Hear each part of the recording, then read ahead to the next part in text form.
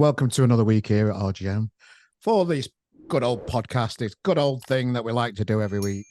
And ladies and gentlemen, for people that don't know, this podcast's all about um, telling the stories that goes on at Grassroots Music and introducing you to new people, new interesting people that have a good old story around their journey within this fucking music industry that we all enjoy. I enjoy moaning about me personally, and I love being part of it. And it's always good to have a new guest for you. And I met this guy last weekend, which we'll talk about. He's called Cal Wood from a band called Paper Scenes. So we're here to have a chat. Hey up, Cal. You all right, mate? Yeah, I'm all right, mate. How are you? Yeah, it's proper sound, thank you. Yeah, I'm just about over last weekend. We had a bit of a good session, didn't we, in Bridlington? Yeah, it was a good weekend, weren't it, to say the least, to be fair. Oh, mate, it was one of my favorite weekends of the year, I think, so far.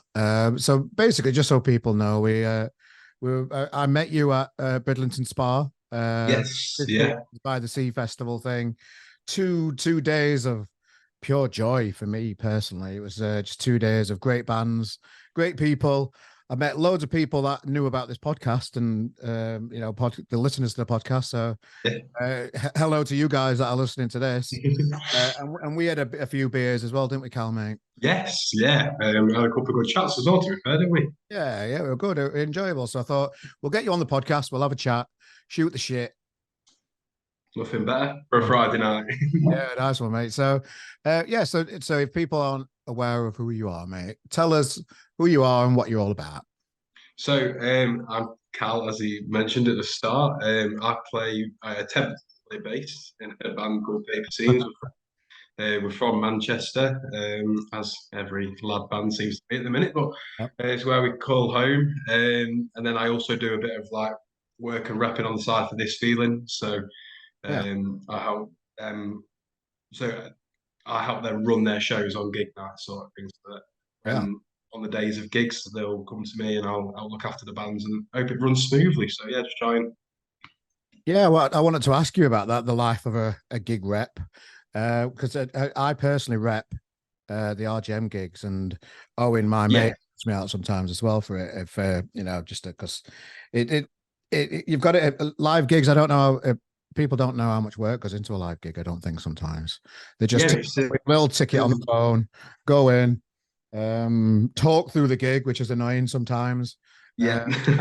And and come to see the mates to see bands, don't they? But people don't really appreciate the work and the hard work that goes on behind the scenes um for us, really, So Yeah, as a gig, you're in a band, you're a gig rep yourself.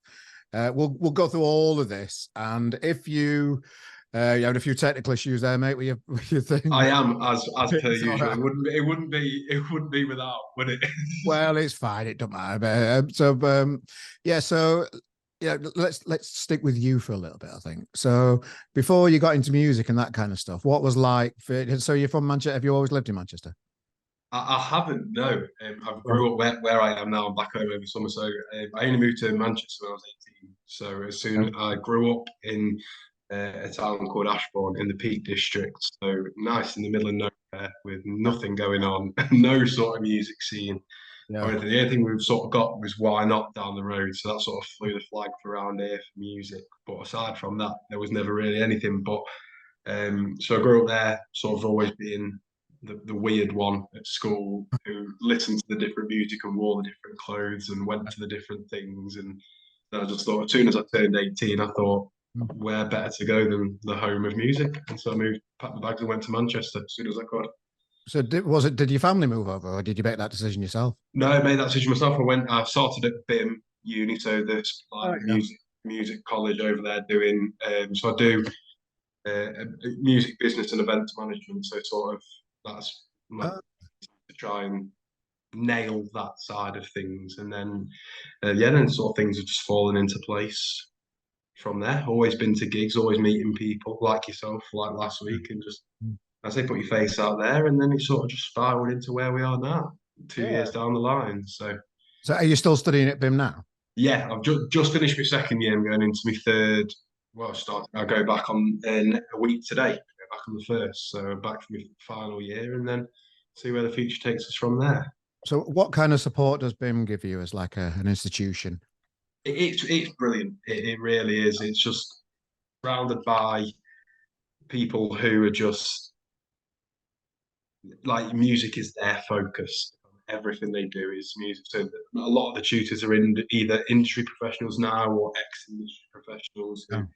So it's all sort of words of wisdom rather than textbook. So you Yeah. get the advice, you get the help, you get the support of people who have been there and done it. And for someone who, like myself, who's come from a place where it didn't really happen, to have that sort of just handed to you on a plate is opened my eyes to more things than I could ever have thought I ever did by far. So how do you teach like music? What talk us through like what a typical day studying there is like. It is a bit bizarre to be fair. It is a lot of what you'd think. So a lot of it is sitting and talking about the gigs you've been to, the bands you've seen, how venues were, how bands were. But a lot of it is just like it, it's teaching you how to put these things on. So they'll be teaching you about contracts, record labels, site plans, anything that you have behind the scenes that doesn't really get spoken about until you need to do it. So it's sort of a good foundation to build off when you go into that world. So I can see that bastard Rishi Sunak trying to fucking stop funding for this kind of stuff. well, it wouldn't surprise me. Sort of like I say, sort of feel like I'm living the dream at the minute, and Yeah. you, like I say, when things are too good to be true, it usually is. So you're half waiting for something at some point, but I'm taking each minute as I can at the minute, and Yeah, absolutely love it. I don't blame you, mate, because there was a thing on the news the other day, weren't there, where he's on about he wants people that are going to be studying to be kind of guaranteed a job at the end of it. And I don't know if that's just a soundbite by him, just thinking he's fucking a man of the people or something, which is he's not. It just it's into my ears really. To whenever I hear stuff about it, just I don't know. It's like I say, it's not everybody's cup of tea. It's not a necessarily academic way of living, No, uh, but it's completely changed my life from being a, do you know what I mean, like a young lad in a town where nothing happens to no. doing what I do now. It's almost polar opposites. When you speak to people around here and they find out what I'm doing, people don't even like understand it, let alone No. relate to it. Which it's crazy. It's brilliant, and I'd recommend anybody if they want to do it, do it. You are lucky, you kids though, because I can remember when I was growing up, I went to Norton College in Sheffield and I did HND Media Studies. And some of it were just like, I don't know, writing about films and that kind of bullshit. But what I really loved was like we did radio and that kind of stuff. And that kind of gave me the editing skills that I still use every day today to edit Yeah, podcasts and that kind of stuff. So when people look at these type of courses, they can be really quick to judge and say, oh, it's just you just sat around talking about music. But there's more to that. You can yeah, take skills that you take into the rest of your life and support other people. But yeah. like I don't know, editing this podcast, it goes out to a few people. People seem to like it. Um, so you can get value. But what else did I learn on there? I didn't really learn much about the film kind of stuff. Just talking about fucking birds and stuff and Alfred Hitchcock and suspense and trying to scare people and Yeah, all the different because techniques you can do that. that's what I did Oh, college before I left for uni. When I stayed at the local college, I did media, so I did all that okay. sort of thing as well. So Yeah. your film, video editing, your radio, Yeah. all that stuff. So I relate to that 100%. They are really good skills to get to have though, particularly video editing these days. Yeah, it's definitely handy stuff into it, and like with Yeah. being in the band and side of things as well, like the social media side of things, Yeah. and knowing how to sort of put yourself out there in the best way online and see what people want to see and what they don't. It certainly helped out in that. But yeah, Yeah. So the video stuff seems to be like the new because social media just used to be writing something. And then it started to you needed a picture to go with it, and now it's all video reels and all that kind of and all this cinematography stuff that people are crying out for. So if you've yeah. got that skills, you're laughing in a minute, aren't you? You're kind of not going to grab anybody's attention without having been decent at producing the right size video to put out on your socials. Yeah, Right? Yeah, literally. So it's like we had a photographer the other week come to one of our gigs, and he sent us all the pictures, and then he sent us in one file as the normal ones, and then other ones fit for social media. And I was like, what does Nice. that even mean? And then he sent it, I looked, what am I? And like, God, yeah, and just like little stuff like that that Yeah. the regular eye doesn't see, but these people do. It makes all sorts of difference, and it's crazy, and like the world we're living in at the minute, and rapidly changing. But people are had these skills that weren't necessarily needed years ago are now becoming the most prominent part of life. So How do you feel about AI? you see, I just don't understand it. It feels like every day something new's happening, Yeah. and like you just can't keep up. Like I don't at one point I didn't even know what it was, and then it felt like 2 weeks later you'd open your eyes and the Beatles have released a new song using Yeah. it, and it's like where's this come from or what even is it? But it's just I think if it's going to help people, then I don't see why not. But if it's something that's going to sort of close down, especially the industry we're in, with if there's Yeah. no need for songwriters or producers or things anymore, then what do people do? But I Well, don't know. I've kind of been torn because you know I'm running this fucking magazine thing and that's taken over my life. You know, AI.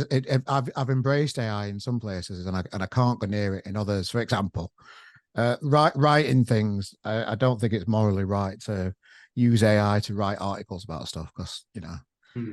I just don't feel it needs to be a person. It needs to be an opinion. It needs to be real life, that kind of stuff. But things like where I've embraced AI is like things like reels.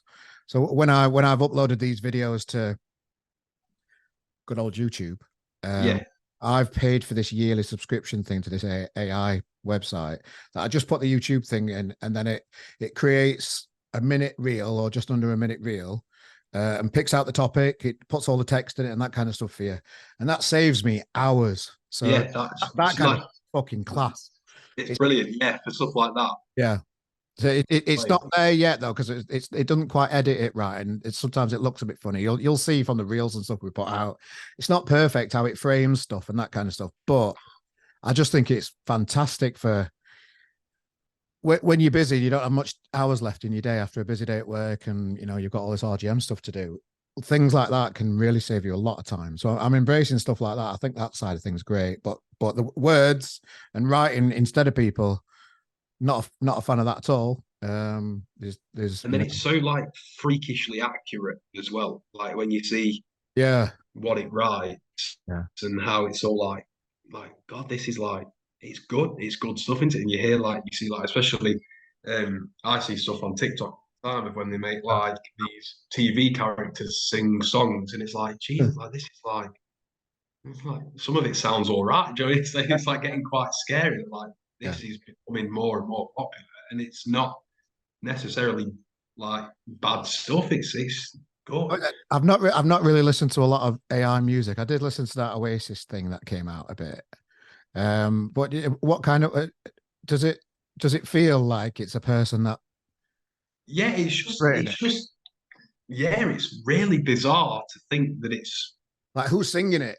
Like like that, that's what I mean. Yeah, like where do they get it from? Because like there's clips of stuff where like you say this new Beatles song. It's like how have the Beatles made a new song when half the band have like been have, like that's passed not passed AI though. That's not AI because I watched an interview with Paul McCartney the other day. It's old recordings of oh John. that they've brought back together. Yeah, it's like an old demo they had of John Lennon. So they've gone back and used technology to clean the recording up and just solo his voice. And then I think they've done the same with George Harrison. And they've used some guitar parts for George Harrison. So they've got the files, they've got the tracks that were recorded by him. And Yeah, Ringo and Paul, I think Paul's added some orchestra bit to it, and Ringo's obviously done the drums, and they've done a new recording yeah.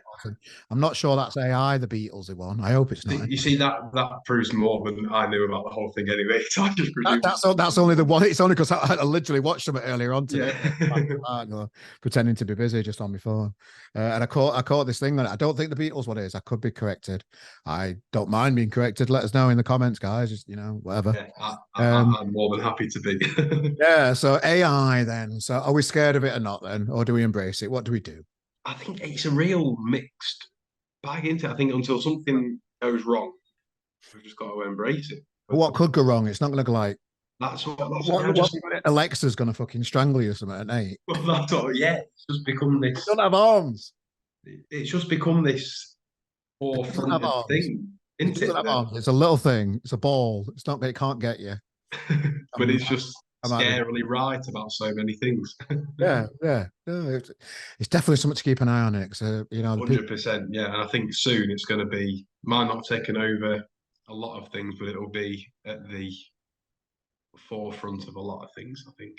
I saw a thing like Elon Musk wants it to be regulated because he thinks it's moving too fast, too quick.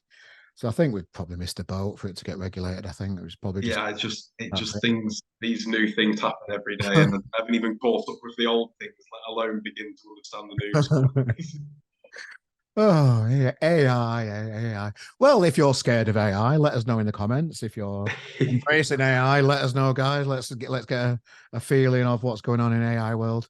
But anyway, let's stay in the real world for a bit then. So yeah, so you moved to Manchester then, and why Manchester?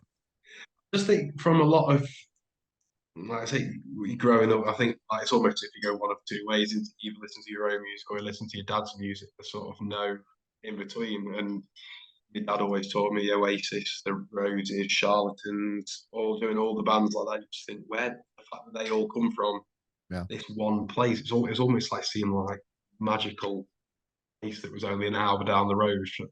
Like where all these people that I looked up to for years, they all came from the same place. I mean, they all bought clothes from the same place, drank in the same place, and to think I could go and be a part of that, Mm. it was almost a no-brainer for me. I think to just go and cast my net up there and see what happens. Do you think Manchester dwells on the past a little bit too much? I think it's definitely become a fashion now. I think to be that sort of 90s Manchester indie kid, Mm. or if you're not that, rebel against it. So a lot of it is like a lot of it is, and a lot of it is Mm. like. But I just think it's really like. Is it weird to say it's a cool place to be? Is that like an embarrassing thing to say? I feel like it's quite a sort of like new and trendy place to be where something different seems to be happening quite a lot of the time. A different movement and different people seems to happen more often than not. Yeah, I think so. Yeah, I think you're right. And I just I hear some of the old boys that have been around the music industry here in Manchester quite a lot, just really sick and tired of always harking back to the Stone Roses, Oasis, Smiths, and still harking on about it when there's so much new music coming through and talent that's coming through. But I suppose that's kind of for a big city like Manchester with all the history and things. I bet it's the same with Liverpool with the Beatles. Yeah, I think it's just one of them things, isn't it? It's just us old. Well, it's not even me. I don't personally share that opinion. I think I love the olden days. I was a '90s kid. yeah, Growing up with Oasis and that kind of stuff. It was my thing. Um, but yeah, it's a there's so much going on that you feel like you're missing out quite a lot in Manchester. Where I'm from Sheffield originally, and I've been here. It'll be 5 years soon. I think. Yeah, end of this month it'll be 5 years I've lived in Manchester. So a couple of years you can knock off because of that global yeah. bath. The dreaded C word that we best not mention. Yeah. And the kind of like there was always something going on. I think that there used to be more stuff. It felt like there used to be more like music festivals, like inner city things going on before the Yeah, pandemic than what there is now.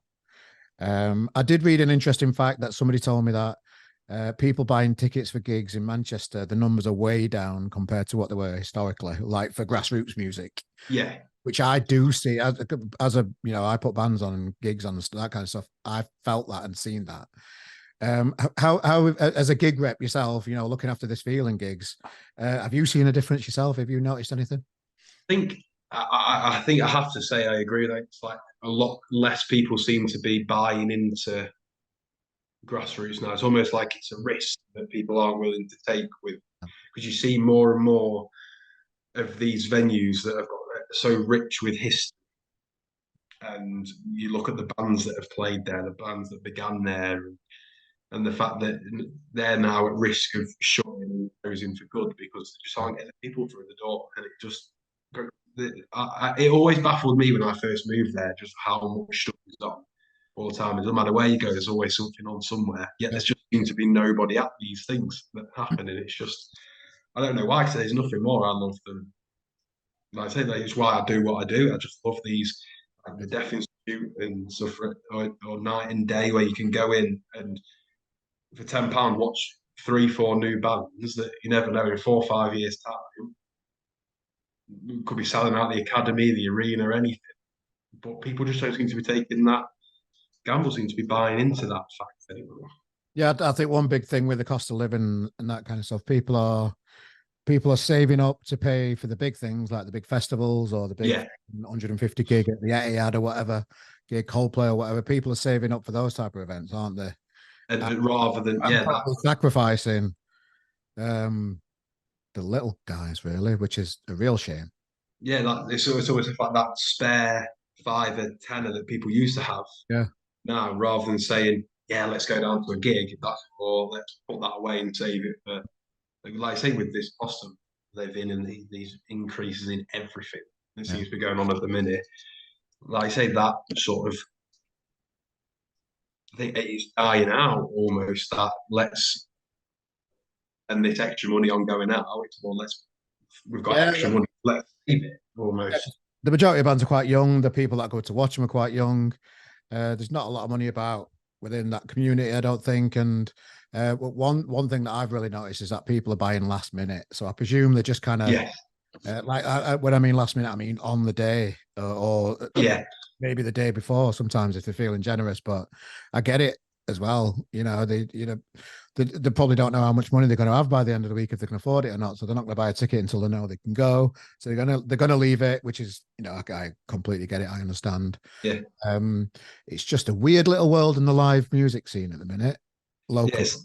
And I feel like at some point I feel like it's got to pick itself up because it's almost too good not to. Yeah. But like you say, it's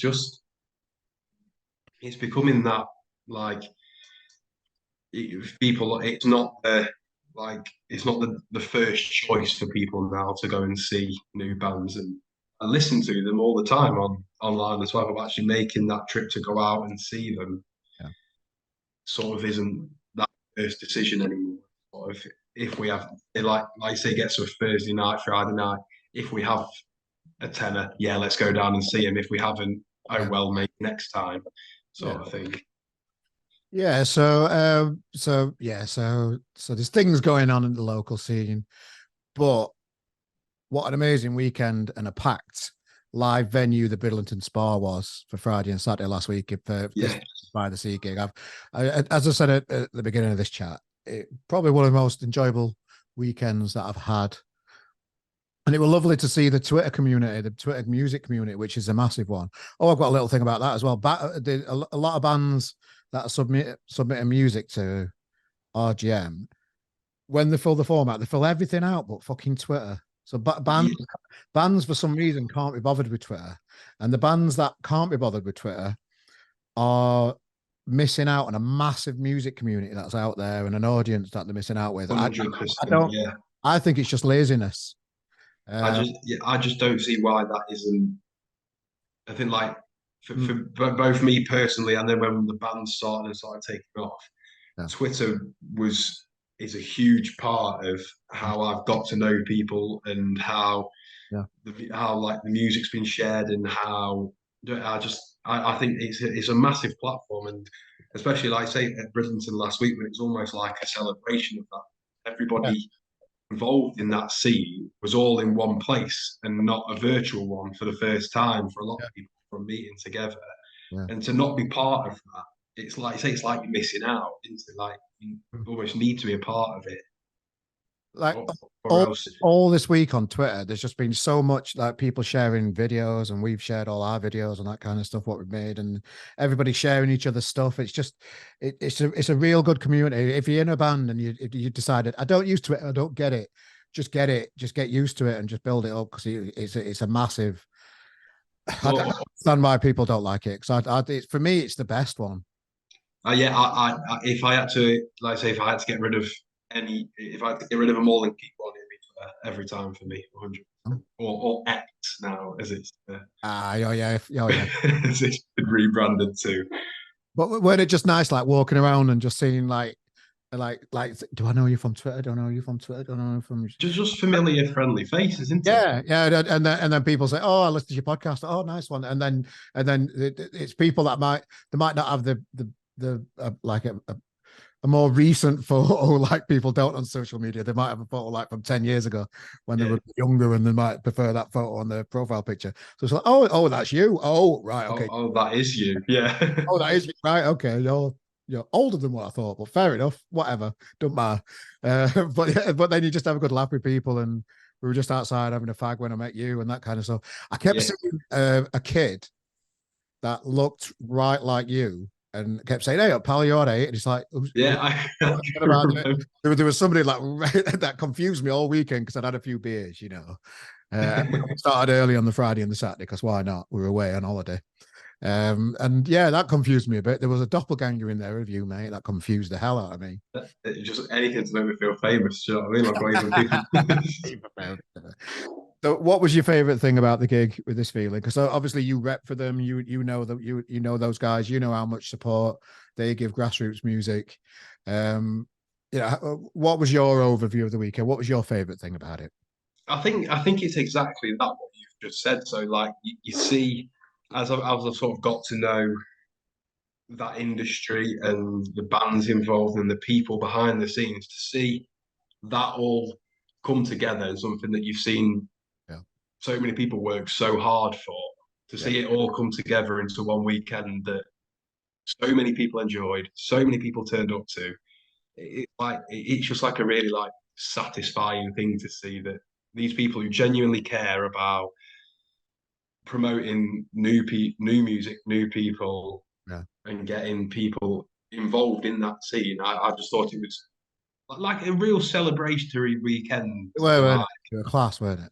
Everything. yeah, just sort of like look at this scene that's been built. Yeah. We've been able to show it off, and then we've got it next year. Come and join us, sort of things. I just thought it was brilliant. Yeah, yeah. So on to your band then, mate. So how did Paper Scenes come It's about? Talk us through the beginnings of the band and why yeah, what you want to achieve from it. it's a really like what's its story. So Yeah. we're all from separate places around the country. So like I'm obviously from Derbyshire. Our lead singer Babby's from Lincolnshire, and then our drummer and guitarist now are both from Rotherham. So we sort of all would never have come across each other if it weren't for all sharing this dream that we had of Mm. making music where we were. And we sort of moved in, and where we moved into the traditional like student block of flats, and I was living downstairs, and the singer was living on the sorry, I was living upstairs, the singer was living on the floor below, and we just used to, because we knew each other from uni, we used to like All right. meet up, and then we'd have people coming around the flats, and then we'd get the guitars out at the end of the night, and you'd be playing some stuff and singing and having a laugh, and nothing really serious until I can remember one night, because one of them does a songwriting course at uni, so they're like specific is write songs, Yeah. and they got their guitar out, got this song written, and had the different bits of. I didn't have a drum kit in the kitchen, but we had like my bass and then we were playing it one night. It must have been about 1, 2 o'clock in the morning, and one of our flatmates who wasn't particularly like into music sort of come out and said like, "That's pretty good. Who's done that? Like whose songs that?" And we're like, "Yeah, that's stuff we've written." And they're like, "Oh yeah, yeah, that's good." And we thought, "Hang on, could we Could we do it? make so could we make this into a thing?" Yeah, and then we had like the first couple of songs, and sort of launched the band not really knowing what to expect, but we thought what's the worst that could happen? Like if it don't work, it doesn't work. If it does, it does, sort of thing. And we went in and we did our first couple of demos and got them sent off, and suddenly people were liking our music. Do you know what I mean? Like we sent them off to this video, we sent them off to Scruff the Neck, we sent them off all these different people. And suddenly people they wanted to book us, and it's like, oh my god, like people want us to play for them. And then it sort of just built from there. And we've had a few chop and change with lineups and stuff, and like we've changed guitarists and we've changed drummer due to like various things that have happened. But Everybody changes drummers. I think such is life, isn't it? Things get in the way, things happen, and we've chopped and changed around. But it's just this. It's almost it's like it's steadily building into something, and it just still blows our minds every day that people want to listen to our music and want to come and see us play. And yeah, it's just like we started we played our first gig on the 10th of May 2022, and then from there, just people want to keep coming, and it just blows our mind every time. It's like I say, it's just sort of built from there into what we are now. What's your favourite part of being in a band, and what's the least favourite thing about being in a band? I think, ironically, I think my least favourite part is actually performing in front of people. I am an absolute, Really? because I am an absolute nervous wreck. So I just spend the first hour before we ever go on stage, just panic attack after panic attack, like thinking, oh my God, I've got to go in front of these people. But I think the best part is definitely like, I think it's seeing people like because like for me who's been to so many gigs before, like I think I've done like 150 since COVID now, something daft like that. And to know how music makes me feel when I go and watch it and see it live, to see people sort of sharing that and thinking we're making them feel like that, it's brilliant, and it just puts a smile on my face for ages. And people coming up to you afterwards, going, yeah, that was really good, or like we don't know what we were expecting, but that was better than we thought. And it's like, God, people like what we do, and we obviously love it. It's our dream, and if people are coming along and sharing, like buying into that dream, it's brilliant. Oh, I love it, mate. And you've got a couple of gigs coming up in October as well that we might as well tell people about, haven't we? Why not? We may as well, which is another thing Lose. blown our mind recently. So yeah, we ended up getting booked to play at Why Not with This Feeling Yeah. at the end of July, and so that was Is that your first festival? That was our first major festival. Yeah, we've done a couple of like we played one in Rotherham, which was like a local, just like local festival. We've done a couple in Rotherham to be fair. Whereabouts in Rotherham was it? And we played at the Cutler's Was all I would ask if it yeah, was. and then we played it in Effingham Square. They put like a little. It was like the Skate and Arts Festival, I think. So they just had all sorts of stuff down, and we got invited to play. So nice. we loved it. And then yeah, we got booked to play Why Not, and then sort of from there the ship keeps going. And then like I said, we've been booked for our first major Manchester headline with This Feeling, which is 27th of October if anyone's around. And then we're also playing at Sydney Matilda. God's own country, Sheffield. Sydney Matilda in Sheffield, the great city. On the 21st of October, and they're sort of our first like this is come and see paper scenes and enjoy like sort of like because we have so many support slots, and like I say we love doing it because like getting to play with these bands that we admire. Like we opened for Spangled at Academy 3 in March, and Spangled are one of my favourite bands. I love them, just like brilliant music, brilliant lads. And we opened for them. And we also opened for the Lilacs in Liverpool Academy 2 and stuff. And it's like we love it, but we sort of like we'd love to have people and see us. Do you know what I mean? Like, and then to have that opportunity now is amazing. So if anyone fancies it, October, Manchester, Sheffield, place to be. We'll put links for the gigs in the description of this podcast on YouTube, or if you're listening to it on the audio one on Apple, just wherever you go, Spotify. What kind of trouble did you get up to in Why Not then? It was just we just spent a lot of the time thinking, like, should we really be here? Like, is this really the point we've got to now? And we're just being able to be a part of something that you've watched from the other side so many years, it just sort of it blew us away, and we felt very honoured to be a part of it. So I had a bit of a pet. We had also had a bit of a pet talk before we started. Like, right, best behaviour all weekend. We've got to make a bit like the Oh, so best you didn't get up to no good. You didn't get up to any well, no good.